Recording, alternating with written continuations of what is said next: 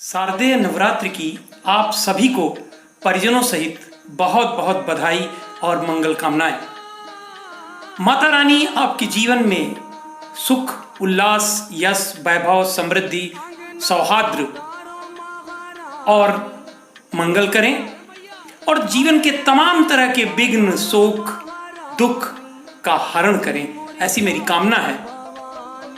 देश में अमन चैन का वातावरण रहे, सांप्रदायिक सौहार्द और भाईचारा बना रहे।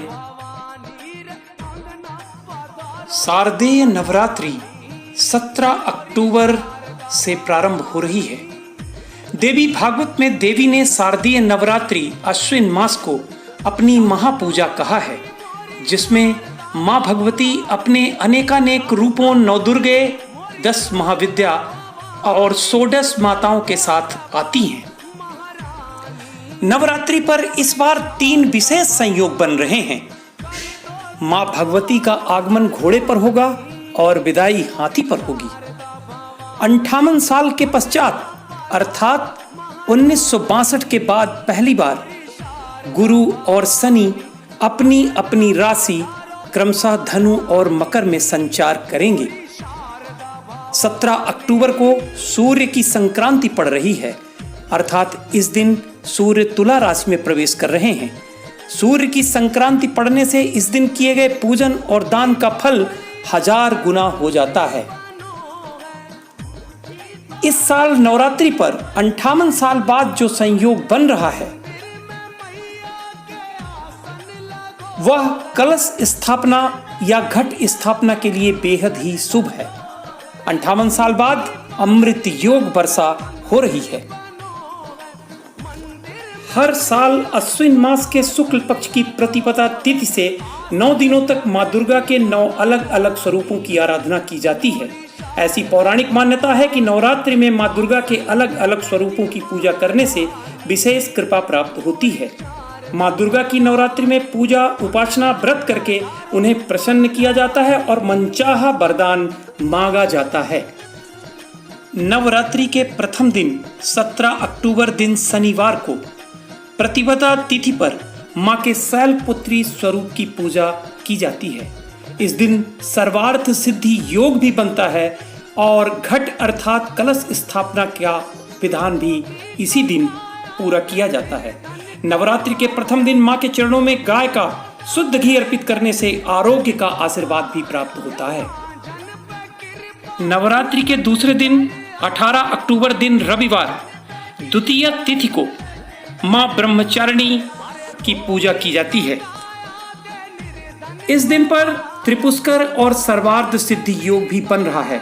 नवरात्रि के दूसरे दिन मां को शक्कर का भोग लगा करके परिवार के सभी सदस्यों में बांटने पर आयु वृद्धि होती है।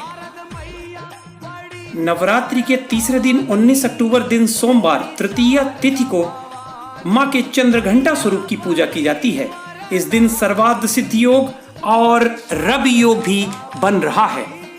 नवरात्रि के तीसरे दिन दूध या खीर का भोग लगा करके ब्राह्मण को दान करने से दुखों से मुक्ति मिलती है और परम आनंद प्राप्त होता है। नवरात्रि के चौथे दिन 20 अक्टूबर दिन मंगलवार को चतुर्थी तिथि में मां के कुष्मांडा स्वरूप की पूजा की जाती है। इस दिन सौभाग्य और शोभन योग भी बन रहा है। नवरात्रि के चौथे दिन मालपुए का भोग लगा करके मंदिर के ब्राह्मण को दान देने पर बुद्धि का विकास होने के साथ साथ निर्णय की शक्ति भी बढ़ती है। नवरात्रि के 5वें दिन 21 अक्टूबर दिन बुधवार पंचमी तिथि को माता के स्कंद माता स्वरूप की पूजा की जाती है और इस दिन रवि योग भी बन रहा है। नवरात्रि के 5वें दिन मां को केले का नैवेद्य चढ़ाने से शरीर स्वस्थ रहता है।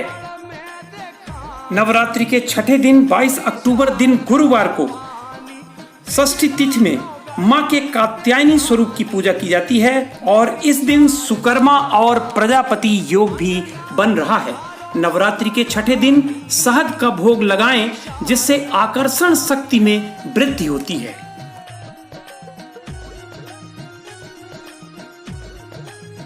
नवरात्रि के 7वें दिन 23 अक्टूबर दिन शुक्रवार को सप्तमी तिथि में माता के काल रात्रि स्वरूप की पूजा की जाती है। इस दिन घृति और आनंद योग भी बन रहा है। नवरात्रि के 7वें दिन मां को गुड़ का नैवेद्य चढ़ाने व उसे ब्राह्मण को दान करने से शोक से मुक्ति मिलती है।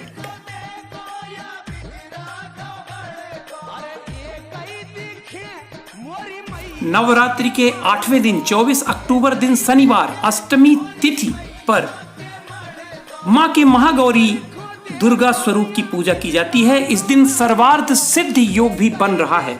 नवरात्रि के 8वें दिन माता रानी को नारियल का भोग लगाकर दान करने से संतान संबंधी परेशानियों से छुटकारा मिलता है। नवरात्रि के 9वें दिन 25 अक्टूबर दिन रविवार को नवमी तिथि पर मां के सिद्धिदात्री स्वरूप की पूजा की जाती है। इस दिन रवि योग भी बन रहा है। नवरात्रि के 9वें दिन तिल का भोग लगा करके ब्राह्मण को दान करने से मृत्यु के भय से राहत मिलती है और अनहोनी घटनाओं से बचाव होता है। शारदीय नवरात्रि में इस वर्ष 24 अक्टूबर दिन शनिवार को अष्टमी एवं नवमी दोनों तिथि एक साथ और 25 अक्टूबर दिन रविवार को नवमी तिथि सुबह 7:41 तक और उसके पश्चात 10वीं तिथि भी पड़ रही है। कोरोना महामारी से बचाव के लिए और वातावरण शुद्ध करने के लिए पीली सरसों या हल्दी, सेंधा नमक और लौंग से अग्यारी करना भी सभी के लिए लाभदायक होगा।